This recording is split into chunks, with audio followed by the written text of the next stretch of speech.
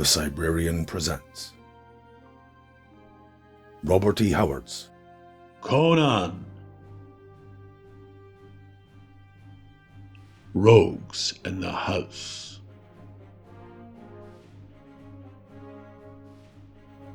Images courtesy of unsplash.com. Audio samples courtesy of YouTube Audio Library. Disclaimer. The following may contain violence and language that may offend.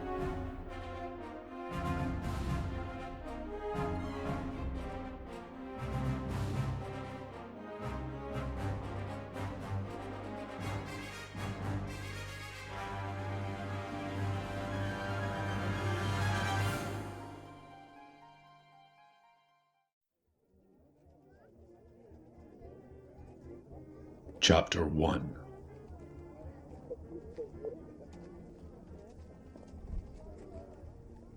At a court festival, Nabonidus, the Red Priest, who was the real ruler of the city, touched Murillo, the young aristocrat, courteously on the arm. Murillo turned to meet the priest's enigmatic gaze, and to wonder at the hidden meaning therein. No words passed between them, but Nabonidus bowed and handed Murillo a small gold cask.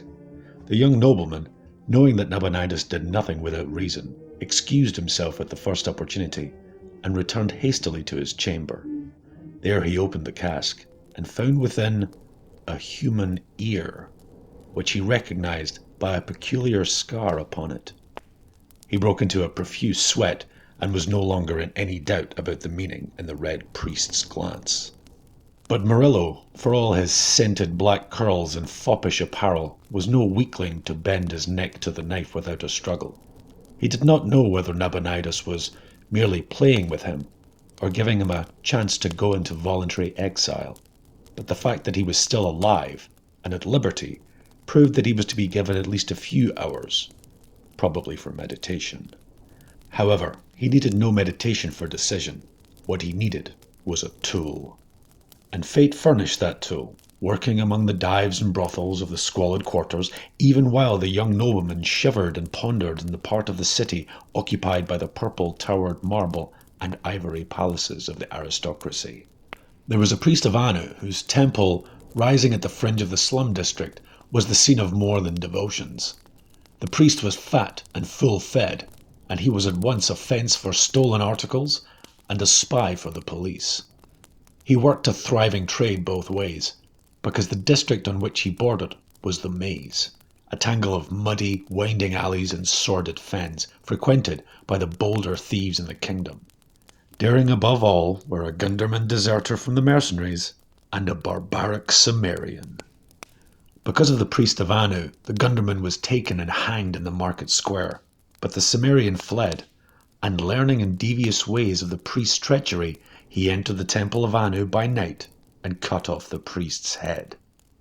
There followed a great turmoil in the city, but the search for the killer proved fruitless until a woman betrayed him to the authorities and led a captain of the guard and his squad to the hidden chamber where the barbarian lay drunk. Waking to stupefied but ferocious life when they seized him, he disemboweled the captain, burst through his assailants, and would have escaped but for the liquor that still clouded his senses. Bewildered and half-blinded, he missed the open door in his headlong flight and dashed his head against the stone wall so terrifically that he knocked himself senseless. When he came to, he was in the strongest dungeon in the city, shackled to the wall with chains not even his barbaric thews could break. To this cell came Murillo, masked and wrapped in a wide black cloak. The Cimmerian surveyed him with interest, thinking him the executioner sent to dispatch him. Murillo set him at rights and regarded him with no less interest. Even in the dim light of the dungeon, with his limbs loaded with chains, the primitive power of the man was evident. His mighty body and thick-muscled limbs combined the strength of a grizzly with the quickness of a panther. Under his tangled black mane, his blue eyes blazed with unquenchable savagery. "Would you like to live?" asked Murillo. The barbarian grunted, new interest glinting in his eyes. "If I arrange for your escape, will you do a favor for me?" the aristocrat asked. The Cimmerian did not speak, but the intentness of his gaze answered for him. "I want you to kill a man for me." "Who?" Murillo's voice sank to a whisper. "Nabonidus, the king's priest." The Cimmerian showed no sign of surprise or perturbation. He had none of the fear or reverence for authority that civilization instills in men. King or beggar, it was all one to him. Nor did he ask why Murillo had come to him, when the quarters were full of cutthroats outside prisons. "When am I to escape?" he demanded. "Within the hour. There is but one guard in this part of the dungeon at night. He can be bribed. He has been bribed. See, here are the keys to your chains. I'll remove them and, after I have been gone an hour, the guard, Atticus, will unlock the door to your cell. You will bind him with strips torn from your tunic, so when he is found, the authorities will think you were rescued from outside and will not suspect him. Go at once to the house of the Red Priest and kill him. Then go to the Rat's Den, where a man will meet you and give you a pouch of gold and a horse. With those you can escape from the city and flee the country." "Take off these cursed chains now," demanded the Cimmerian, "and have the guard bring me food. By Crom, I have lived on mouldy bread and water for a whole day, and I am nigh to famishing." "It shall be done, but remember, you are not to escape until I've had time to reach my home." Freed from his chains, the barbarian stood up and stretched his heavy arms, enormous in the gloom of the dungeon. Murillo again felt that if any man in the world could accomplish the task he had set, this Cimmerian could. With a few repeated instructions, he left the prison, first directing Atticus to take a platter of beef and ale to the prisoner. He knew he could trust the guard, not only because of the money he had paid, but also because of certain information he possessed regarding the man. When he returned to his chamber, Murillo was in full control of his fears. Nabonidus would strike through the king, of that he was certain. And since the royal guardsmen were not knocking at his door, he was certain that the priest had said nothing to the king so far. Tomorrow he would speak, beyond a doubt, if he lived to see tomorrow. Murillo believed the Cimmerian would keep faith with him. Whether the man would be able to carry out his purpose remained to be seen. Men had attempted to assassinate the Red Priest before, and they had died in hideous and nameless ways. But they had been products of the cities of men, lacking the wolfish instincts of the barbarian. The instant that Murillo, turning the gold cast with its severed ear in his hands, had learned through his secret channels that the Cimmerian had been captured, he had seen a solution of his problem.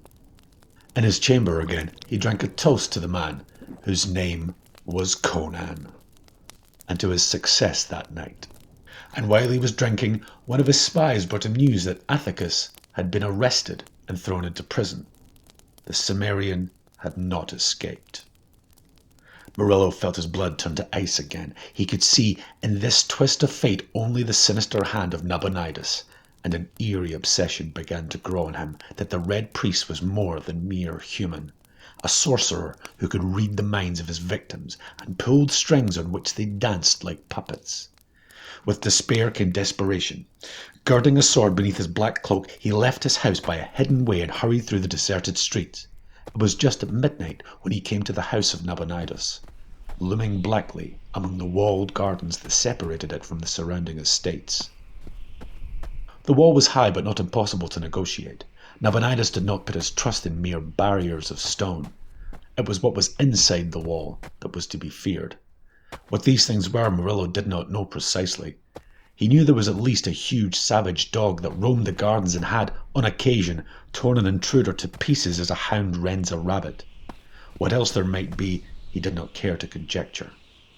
Men who had been allowed to enter the house on brief, legitimate business reported that Nabonidus dwelt among rich furnishings, yet simply, attended by a surprisingly small number of servants.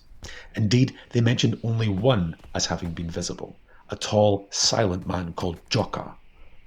Someone else, presumably a slave, had been heard moving about in the recesses of the house, but this person no one had ever seen. The greatest mystery of the mysterious house was Nabonidus himself, whose power of intrigue and grasp on international politics had made him the strongest man in the kingdom. People, chancellor, and king moved puppet-like on the strings he worked. Murillo scaled the wall and dropped into the gardens, which were expanses of shadow, darkened by clumps of shrubbery and waving foliage. No light shone in the windows of the house, which loomed so blackly among the trees. The young nobleman stole stealthily yet swiftly through the shrubs. Momentarily he expected to hear the baying of the great dog and to see its giant body hurtle through the shadows. He doubted the effectiveness of his sword against such an attack, but he did not hesitate. As well die beneath the fangs of a beast as of the headsman. He stumbled over something bulky and yielding. Bending close in the dim starlight, he made out a limp shape on the ground. It was the dog that guarded the gardens, and it was dead. Its neck was broken, and it bore what seemed to be the marks of great fangs. Murillo felt that no human being had done this. The beast had met a monster more savage than itself. Murillo glared nervously at the cryptic masses of bush and shrub. Then, with a shrug of his shoulders, he approached the silent house. The first door he tried proved to be unlocked. He entered warily, sword in hand, and found himself in a long, shadowy hallway, dimly illuminated by a light that gleamed through the hangings at the other end. Complete silence hung over the whole house. Murillo glided along the hall and halted to peer through the hangings. He looked into a lighted room, over the windows of which velvet curtains were drawn so closely as to allow no beam to shine through. The room was empty, insofar as human life was concerned, but it had a grisly occupant, nevertheless.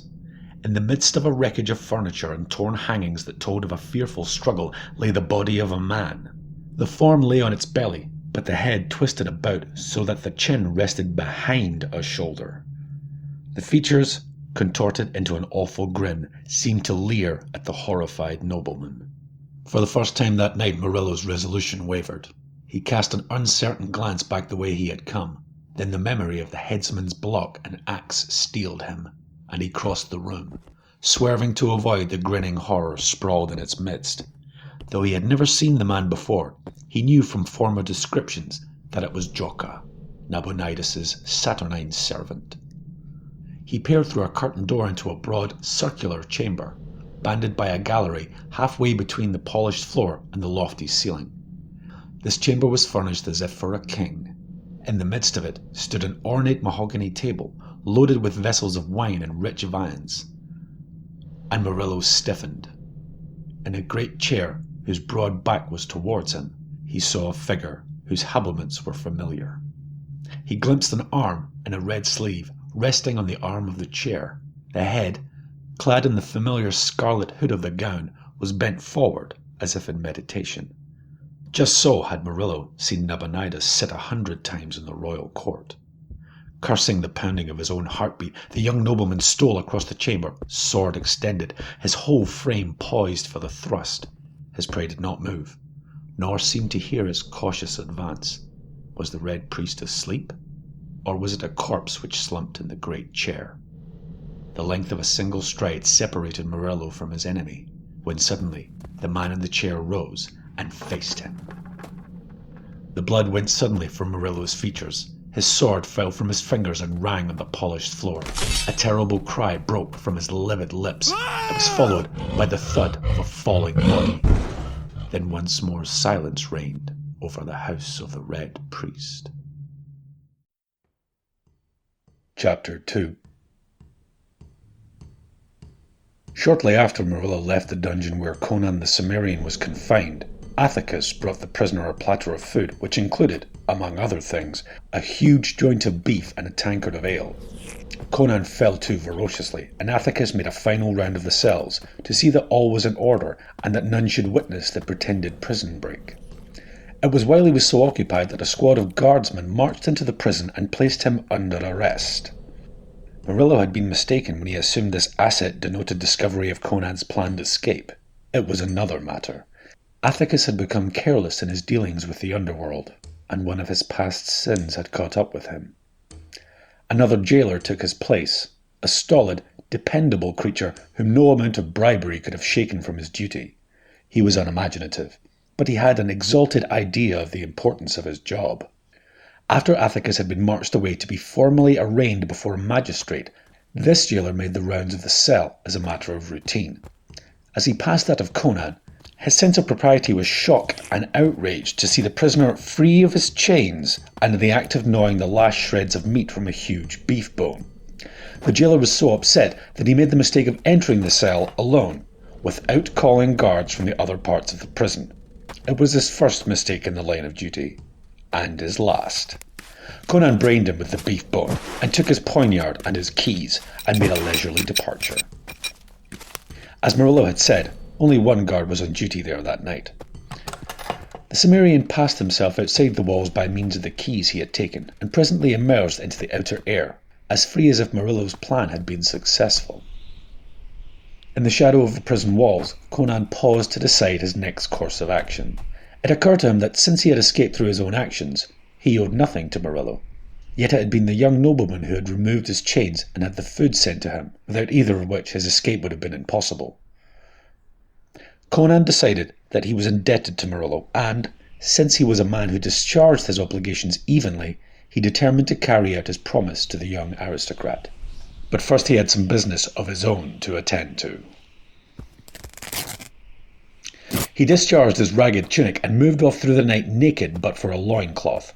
As he went, he fingered the poniard he had captured, a murderous weapon with a broad, double-edged blade 19 inches long. He slunk along alleys and shadowed plazas until he came to the district which was his destination, the maze. Along its labyrinthian ways he went with the certainty of familiarity. It was indeed a maze of black alleys and enclosed courts and devious ways, of furtive sounds and stenches. There was no paving on the streets. Mud and filth mingled in an unsavoury mess. Sewers were unknown. Refuse was dumped into the alleys to form reeking heaps and puddles. Unless a man walked with care, he was likely to lose his footing and plunge waist-deep into nauseous pools. Nor was it uncommon to stumble over a corpse lying with its throat cut or its head knocked in the mud. Honest folk shunned the maze, with good reason. Conan reached his destination without being seen, just as one he wished fervently to meet was leaving it. As the Cybrarian slunk into the courtyard below, the girl who had sold him to the police was taking leave of her new lover in a chamber one flight up.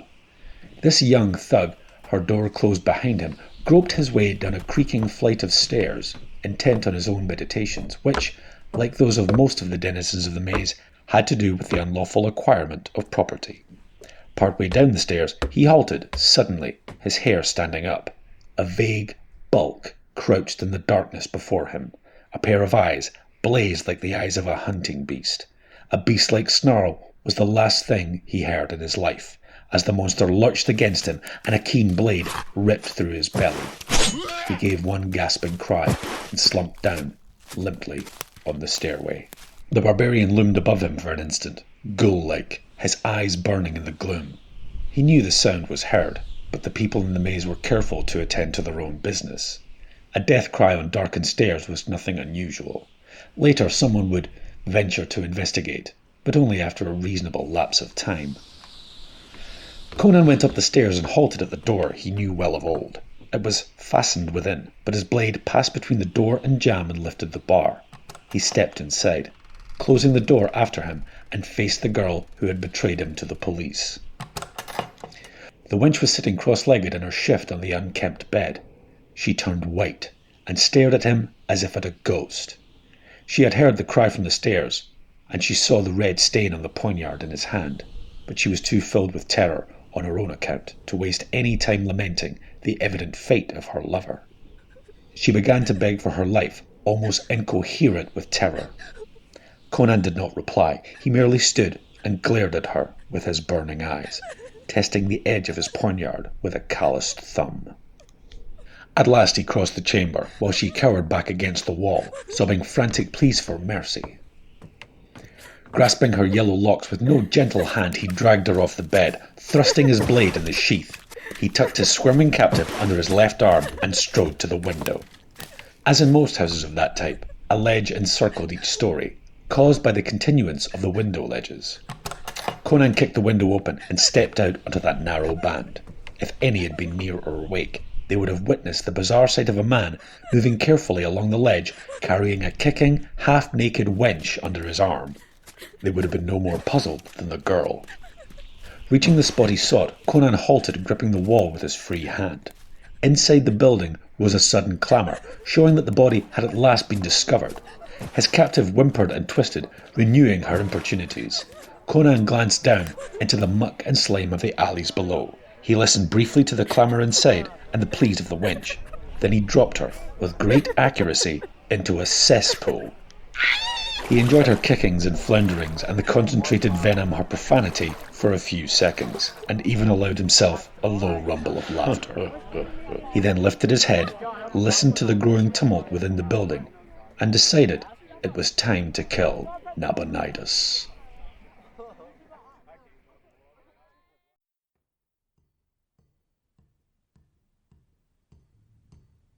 Chapter 3. It was a reverberating clang of metal that roused Murillo. He groaned and struggled dazedly to a sitting position. About him all was silence and darkness, and for an instant he was sickened with the fear that he was blind. Then he remembered what had gone before, and his flesh crawled. By the sense of touch, he found that he was lying on a floor of evenly joined stone slabs. Further groping discovered a wall of the same material. He rose and leaned against it, trying in vain to orient himself. That he was in some sort of a prison seemed certain, but where and how long he was unable to guess. He remembered dimly a clashing noise, and wondered if it had been the iron door of his dungeon closing on him, or if it betokened the entrance of an executioner. At this thought he shuddered profoundly and began to feel his way along the wall. Momentarily he expected to encounter the limits of his prison, but after a while he came to the conclusion that he was travelling down a corridor. He kept to the wall, fearful of pits or other traps, and was presently aware of something near him in the blackness. He could see nothing, but his ears had caught a stealthy sound, or some subconscious sense warned him. He stopped short, his hair standing on end. As surely as he lived, he felt the presence of some living creature crouching in the darkness in front of him. He thought his heart would stop when a voice hissed in a barbaric accent. "Murillo, is that you?" "Conan!" Limp from the reaction, the young nobleman groped in the darkness, and his hands encountered a pair of great naked shoulders. "A good thing I recognized you," grunted the barbarian. "I was about to stick you like a fattened pig. Where are we, in Mitra's name?" "In the pits under the Red Priest's house. But why? What is the time?" "Not long after midnight." Murillo shook his head, trying to assemble his scattered wits. "What are you doing here?" demanded the Cybrarian. "I came to kill Nabonidus. I heard they had changed the guard at your prison." "They did," growled Conan. "I broke the new jailer's head and walked out. I would have been here hours agone, but I had some personal business to attend to. Well, shall we hunt for Nabonidus?" Murillo shuddered. "Conan, we are in the house of the Archfiend. I came seeking a human enemy. I found a hairy devil out of hell." Conan grunted uncertainly. Fearless as a wounded tiger as far as human foes were concerned, he had all the superstitious dreads of the primitive. "I gained access to the house," whispered Murillo, as if the darkness were full of listening ears. "In the outer gardens, I found Nabonidus' dog, mauled to death. Within the house I came upon Joka, the servant. His neck had been broken. Then I saw Nabonidus himself, seated in his chair, clad in his accustomed garb. At first I thought he, too, was dead. I stole up to stab him. He rose and faced me. God!" The memory of that horror struck the young nobleman momentarily speechless as he relived that awful instant. "Conan," he whispered, "it was no man that stood before me. In body and posture, it was not unlike a man, but from the scarlet hood of the priest grinned a face of madness and nightmare. It was covered with black hair, from which small pig-like eyes glared redly. Its nose was flat, with great flaring nostrils. Its loose lips writhed back, disclosing huge yellow fangs, like the teeth of a dog. The hands that hung from the scarlet sleeves were misshapen and likewise covered with black hair. All this I saw in one glance, and then I was overcome with horror. My senses left me, and I swooned. What then? Muttered the Cybrarian uneasily. I recovered consciousness only a short time ago. The monster must have thrown me into these pits. Conan, I have suspected that Nabonidus was not wholly human. He is a demon, a were-thing. By day he moves among humanity in the guise of men, and by night he takes on his true aspect. That's evident, answered Conan. Everyone knows there are men who take the form of wolves at will. But why did he kill his servants? Who can delve the mind of a devil? Replied Murillo. Our present interest is in getting out of this place. Human weapons cannot harm a wereman. How did you get in here? Through the sewer. I reckoned on the gardens being guarded. The sewers connect with a tunnel that lets out into these pits. I thought to find some door leading up to the house unbolted. Then let us escape by the way you came, exclaimed Murillo. To the devil with it. Once out of this snake den, we'll take our chances with the king's guardsmen and risk a flight from the city. Lead on. Useless, grunted the Cybrarian. The way to the sewers is barred. As I entered the tunnel, an iron grill crashed down from the roof. If I had not moved quicker than a flash of lightning, its spearheads would have pinned me to the floor like a worm. When I tried to lift it, it wouldn't move. An elephant couldn't shake it, nor could anything bigger than a rabbit squirm between the bars. Murillo cursed, an icy hand playing up and down his spine. He might have known Nabonidus would not leave any entrance into his house unguarded. Had Conan not possessed the steel spring quickness of a wild thing, that falling portcullis would have skewered him. Doubtless, his walking through the tunnel had sprung some hidden catch that released it from the roof. As it was, both were trapped living. There is but one thing to do, said Murillo, sweating profusely. That is to search for some other exit. Doubtless they're all set with traps, but we have no other choice. Huh. The barbarian grunted agreement, and the companions began groping their way at random down the corridor. Even at that moment, something occurred to Murillo. How did you recognize me in this blackness? He demanded. I smelled the perfume you put on your hair when you came to my cell, answered Conan. I smelled it again a while ago, when I was crouching in the dark and preparing to rip you open. Murillo put a lock of his black hair to his nostrils. Even so, the scent was barely apparent to his civilized senses, and he realized how keen must be the organs of a barbarian.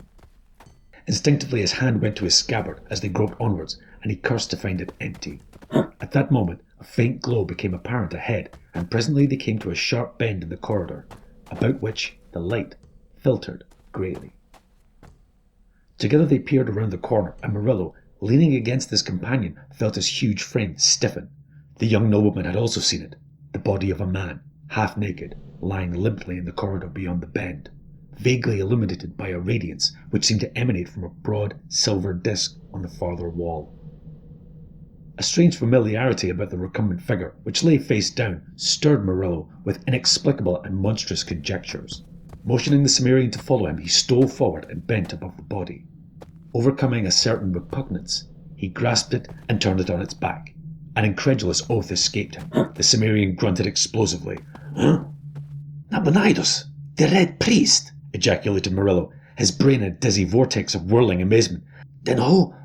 What? The priest groaned and stirred. With cat-like quickness, Conan bent over him, poignard poised above his heart. Murillo caught his wrist. Wait, don't kill him yet. Why not? Demanded the Cybrarian. He has cast off his were-guise and sleeps. Will you awaken him to tear us to pieces? No, wait, urged Murillo, trying to collect his jumbled wits. Look, he is not sleeping. See that great blue welt on his shaven temple? He has been knocked senseless. He may have been lying here for hours. I thought you swore you saw him in beastly shape in the house above, said Conan. I did, or else he's coming too. Keep back your blade. Conan, there is a mystery here even darker than I thought. I must have words with this priest before we kill him.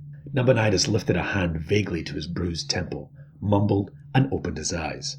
For an instant they were blank and empty of intelligence. Then life came back to them with a jerk, and he sat up, staring at the companions. Whatever terrific jolt had temporarily addled his razor-keen brain, it was functioning with its accustomed vigour again.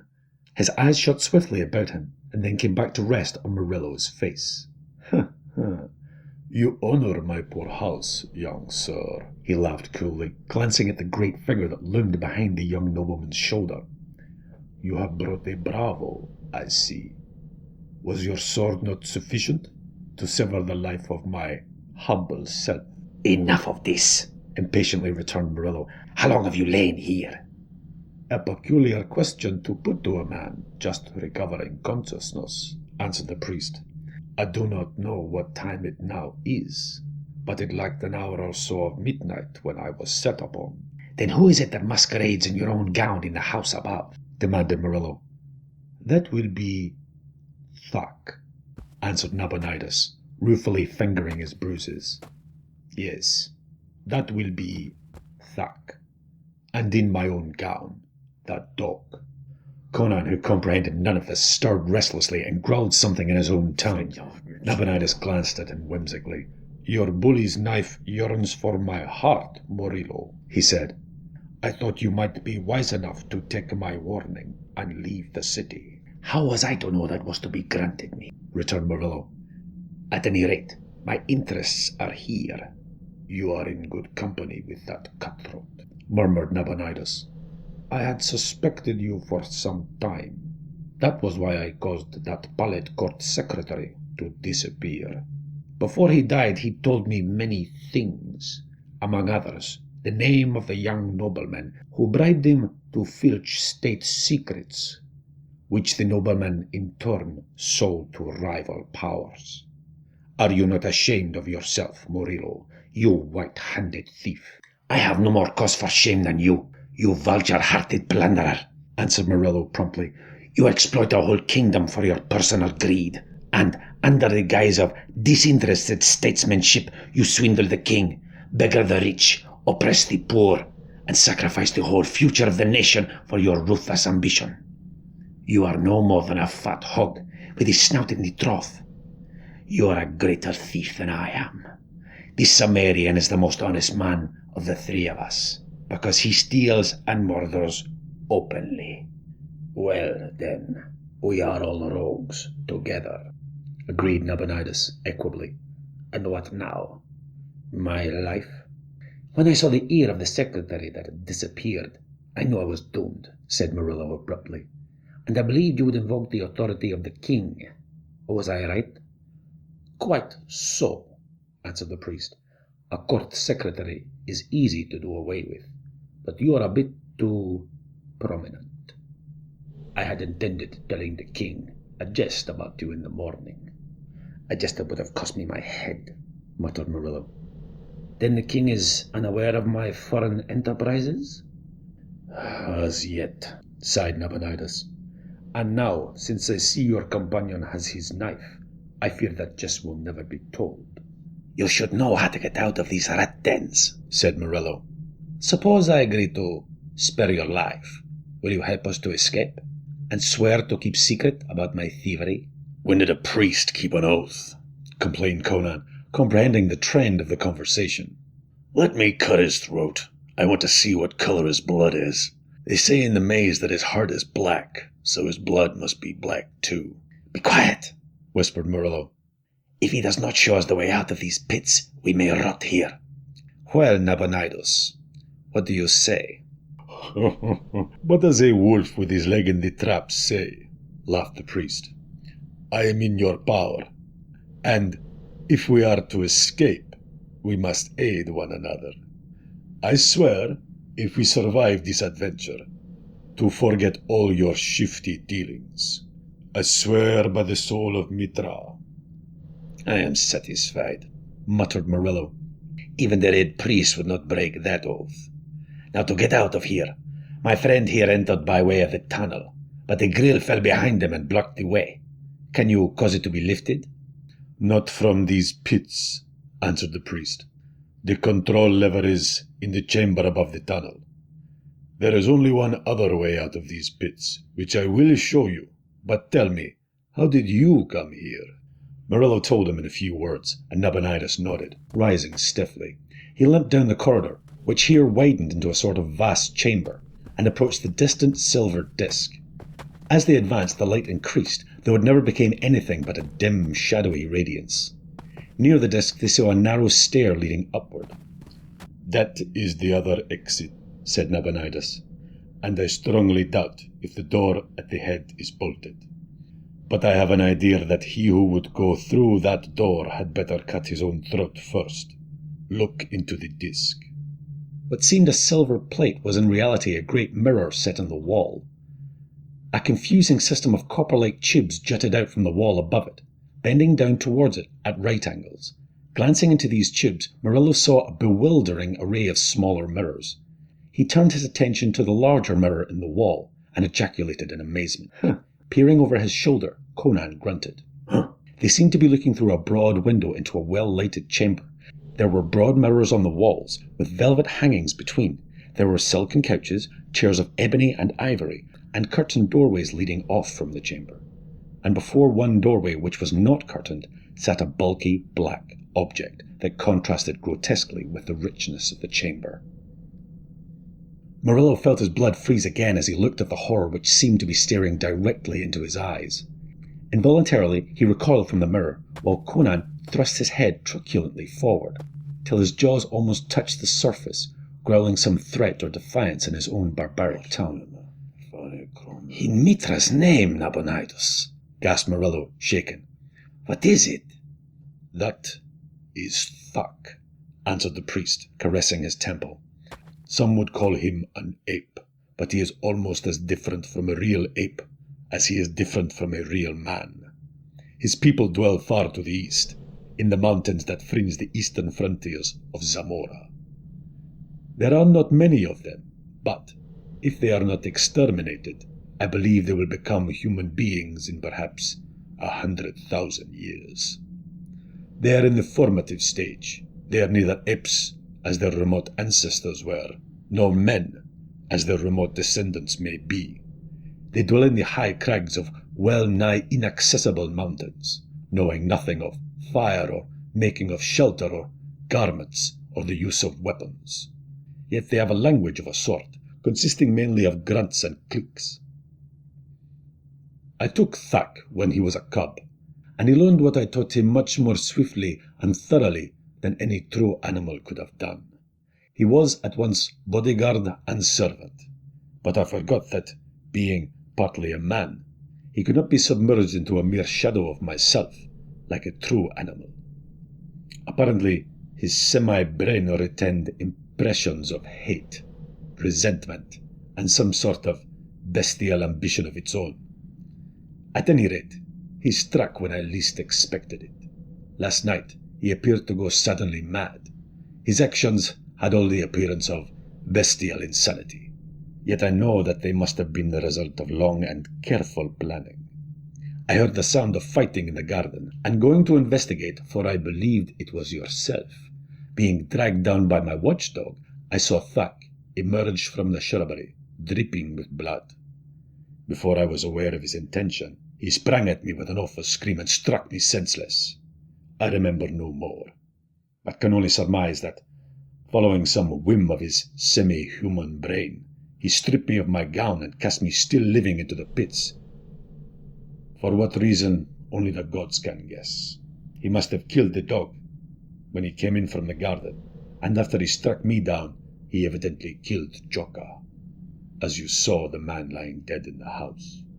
Joka would have come to my aid, even against Thak, who he always hated.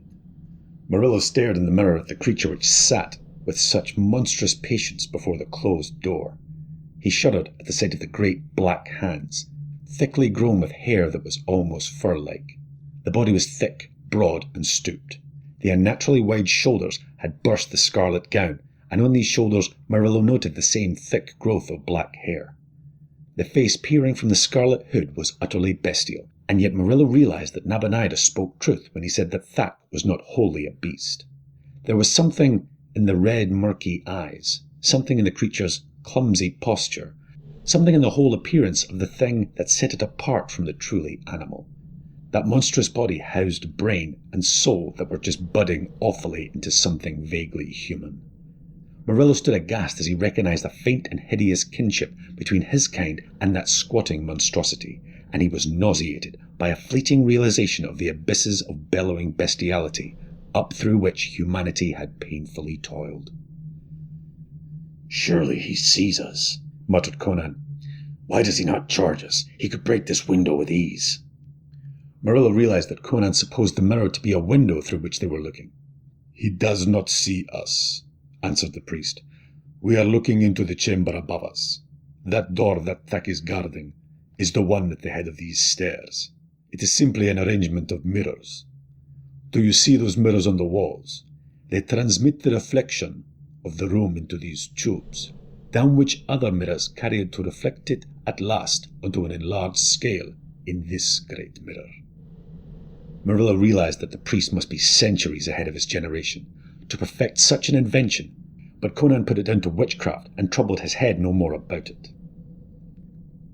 "I constructed these pits for a place of refuge as well as a dungeon," the priest was saying. "There are times when I have taken refuge here, and, through these mirrors, watched with doom fall upon those who sought me with ill intent." "But why is Thak watching that door?" demanded Murillo. "He must have heard the falling of the grating in the tunnel. It is connected with bells in the chamber above. He knows someone is in the pits, and he is waiting for him to come up the stairs. Oh, he has learned well these lessons I taught him. He has seen what happened to men who come through that door when I tugged at the rope that hangs on yonder wall, and he waits to mimic me." "And while he waits, what are we to do?" demanded Murillo. "There is naught we can do except watch him. As long as he is in that chamber, we dare not ascend the stairs. He has the strength of a true gorilla and could easily tear us all to pieces. But he does not need to exert his muscles. If we open that door, he has but to tug that rope and blast us into eternity." "How?" "I bargained to help you escape," answered the priest, "not to betray my secrets." Murillo started to reply and then stiffened suddenly. A stealthy hand had parted the curtains of one of the doorways. Between them appeared a dark face whose glittering eyes fixed menacingly on the squat form in the scarlet robe. "Petreus," hissed Nabonidus. "Mitra, what a gathering of vultures this night is." The face remained framed between the parted curtains. Over the intruder's shoulder other faces peered, dark, thin faces, alight with sinister eagerness. "What do they hear?" muttered Murillo, unconsciously lowering his voice, although he knew they could not hear him. "Why, what would Petreus and his ardent young nationalists be doing in the house of the Red Priest?" laughed Nabonidus. "Look how eagerly they glare at the figure they think is their arch-enemy. They have fallen into your error. It should be amusing to watch their expressions when they are disillusioned." Murillo did not reply. The whole affair had a distinctly unreal atmosphere. He felt as if he were watching the play of puppets, or a disembodied ghost himself, impersonally viewing the actions of the living, his presence unseen and unsuspected. He saw Petreus put his finger warmly to his lips and nod to his fellow conspirators. The young nobleman could not tell if Thak was aware of the intruders. The ape-man's position had not changed, as he sat with his back towards the door through which the men were gliding. "They had the same idea you had," Nabonidus was muttering in his ear. "Only their reasons were patriotic rather than selfish. Easy to gain access to my house now the dog is dead. Oh, what a chance to rid myself of their menace once and for all. If I were sitting where Thak sits, a leap to the wall, a tug of that rope." Petreus had placed one foot lightly over the threshold of the chamber. His fellows were at his heels, their daggers glinting dully. Suddenly, Thak rose and wheeled towards him. The unexpected horror of his appearance, where they had thought to behold the hated but familiar countenance of Nabonidus, wrought havoc with their nerves, as the same spectacle had wrought upon Murillo. With a shriek, Petreus recoiled, carrying his companions backwards with him. They stumbled and floundered over each other, and in that instant, Thak, covering the distance in one prodigious, grotesque leap, caught and jerked powerfully at a thick velvet rope which hung near the doorway. Instantly, the curtains whipped back on either hand, leaving the door clear, and down across it something flashed with a peculiar, silvery blur. "He remembered," Nabonidus was exulting. "The beast is half a man. He had seen the doom performed, and he remembered. Watch now. Watch, watch." Murillo saw that it was a panel of heavy glass that had fallen across the doorway. Through it he saw the pallid faces of the conspirators.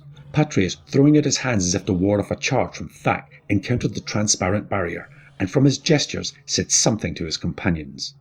Now that the curtains were drawn back, the men in the pits could see all that took place in the chamber that contained the nationalists.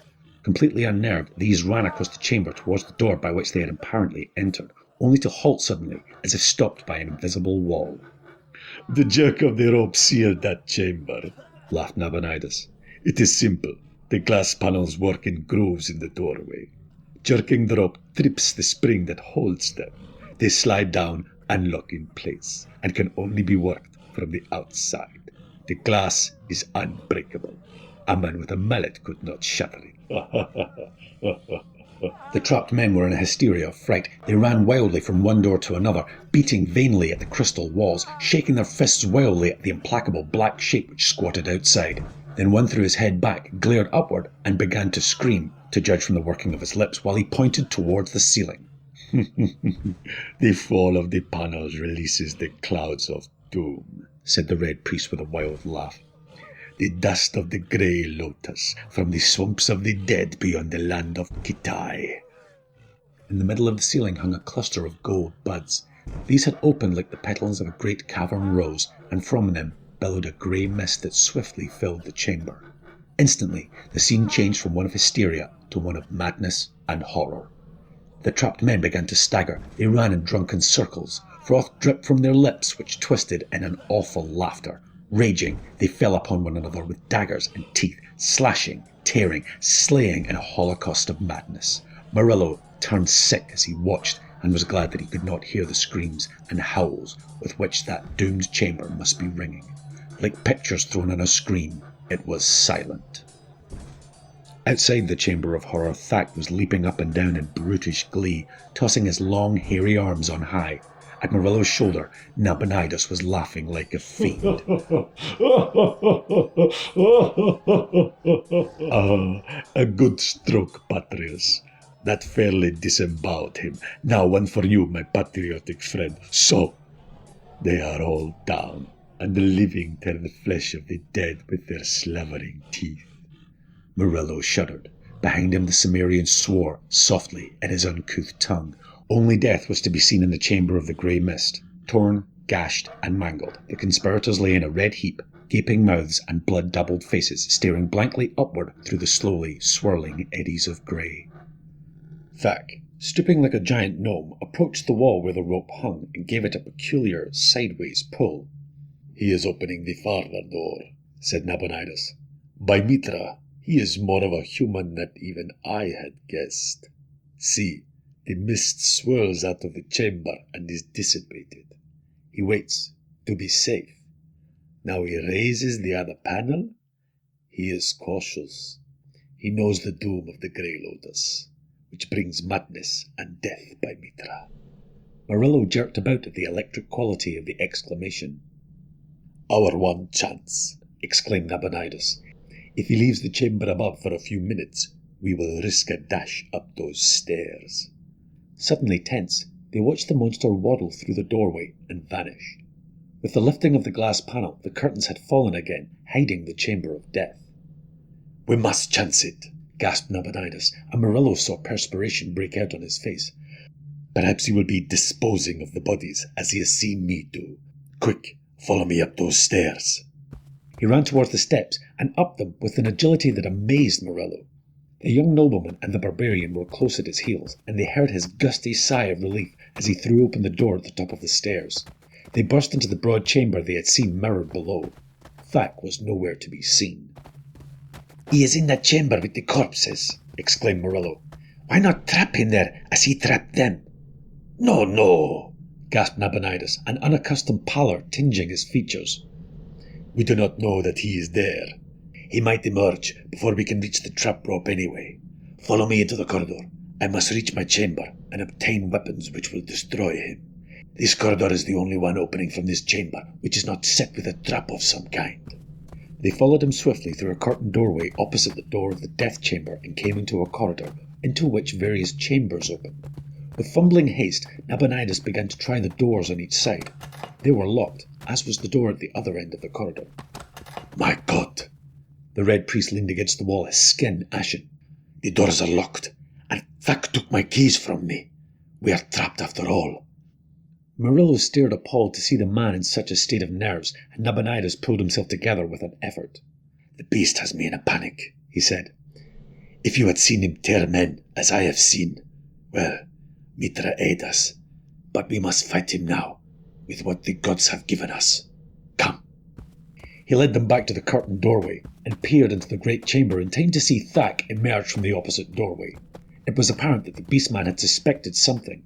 His small, close-set ears twitched. He glared angrily about him, and, approaching the nearest doorway, tore aside the curtains to look behind them. Nabonidus drew back, shaking like a leaf. He gripped Conan's shoulders. Man, do you dare put your knife against his fangs? The Cimmerian's eyes blazed in answer. Quick, the red priest whispered, thrusting him behind the curtains and close against the wall. As he will find us soon enough, we will draw him to us. As he rushes past you, sink your blade in his back if you can. You, Murillo, show yourself to him and then flee up the corridor. Mitra knows we have no chance with him in hand-to-hand combat, but we are doomed anyway when he finds us.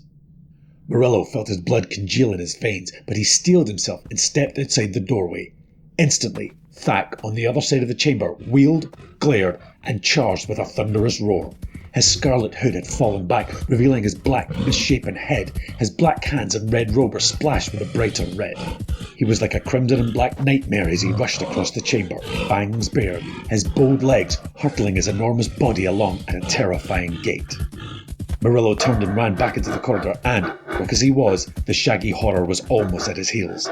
Then, as the monster rushed past the curtains, from among them catapulted a great form that struck full on the ape-man's shoulders, at the same instant driving the poignard into the brutish back. Thak screamed horribly as the impact knocked him off his feet, and the combatants hit the floor together. Instantly there began a whirl and thrash of limbs, the tearing and rending of a fiendish battle. Murillo saw that the barbarian had locked his legs about the ape-man's torso and was striving to maintain his position on the monster's back while he butchered it with his poignard. Thak, on the other hand, was striving to dislodge his clinging foe, to drag him around within reach of the giant fangs that gaped for his flesh. In a whirlwind of blows and scarlet tatters, he rolled along the corridor, revolving so swiftly that Murillo dared not use the chair he had caught up, lest he strike the Cimmerian. And he saw that in spite of the handicap of Conan's first hold, and the voluminous robe that lashed and wrapped about the ape-man's limbs and body, Thak's giant strength was swiftly prevailing. Inexorably, he was dragging the Cimmerian around in front of him. The ape-man had taken punishment enough to have killed a dozen men. Conan's poignard had sunk again and again into his torso, shoulders and bull-like neck. He was streaming blood from a score of wounds, but, unless the blade quickly reached some absolutely vital spot, Thak's inhuman vitality would survive to finish the Cimmerian and, after him, Conan's companions. Conan was fighting like a wild beast himself, in silence except for his gasps of effort. The black talons of the monster and the awful grasp of those misshapen hands ripped and tore at him. The grinning jaws gaped for his throat. Then Murillo, seeing an opening, sprang and swung the chair with all his power, and with force enough to have brained a human being.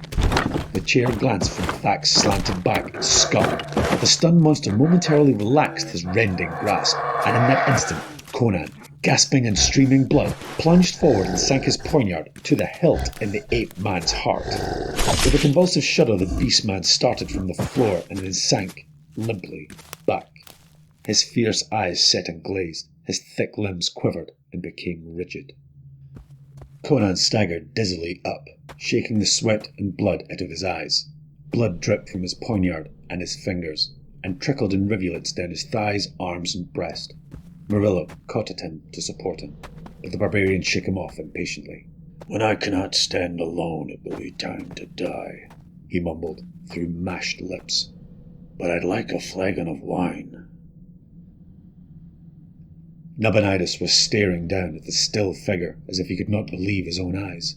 Black, hairy, abhorrent, the monster lay, grotesque in the tatters of the scarlet robe, yet more human than bestial even so, and possessed somehow of a vague and terrible pathos.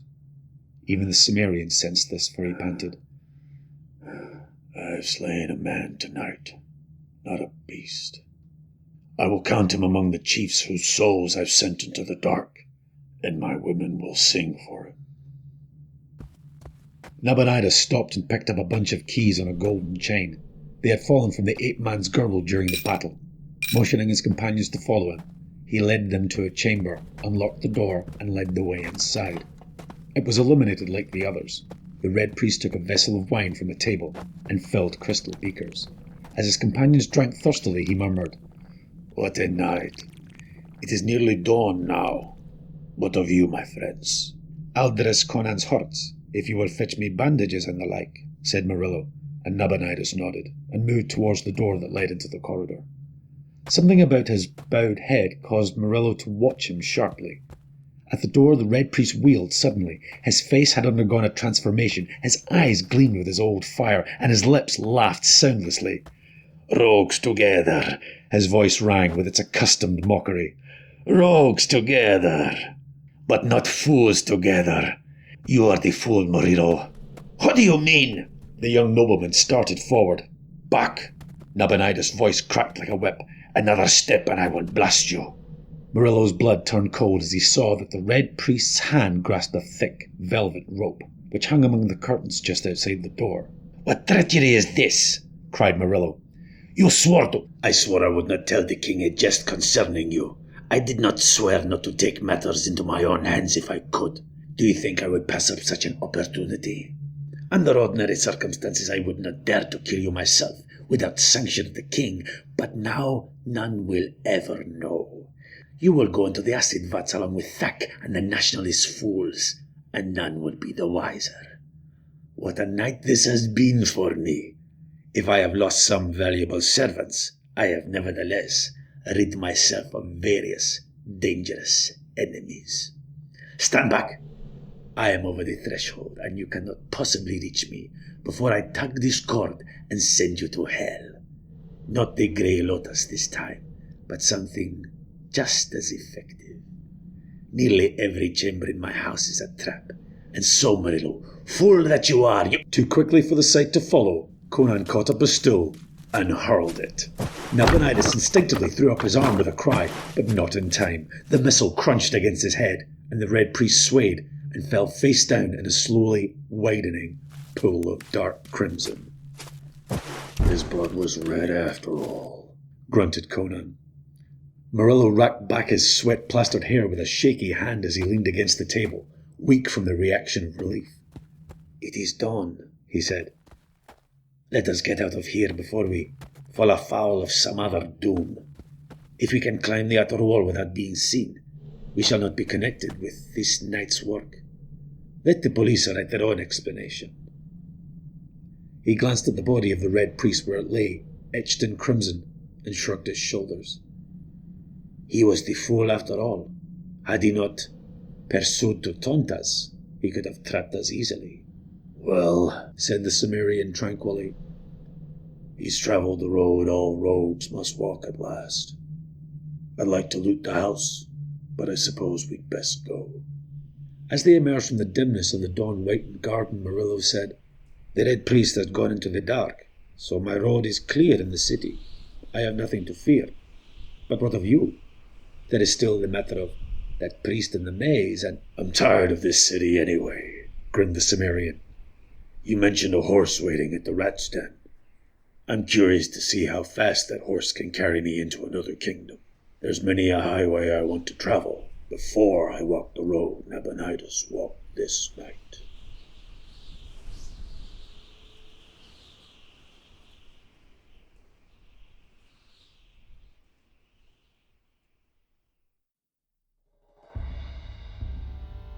Thank you for listening. This has been a Cybrarian production of Robert E. Howard's Conan. Rogues in the House.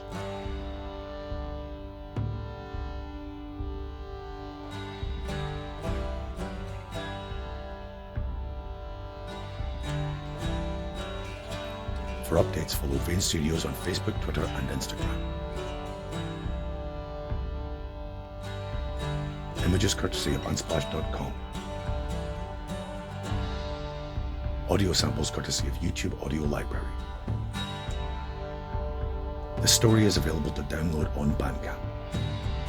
To keep and listen to, wherever you are, ad-free.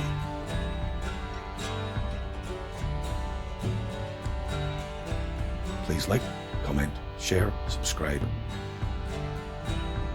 and hit the notification bell of the Cybrarian YouTube channel. And if you're feeling generous, buy us a coffee to support our work. All links in the description.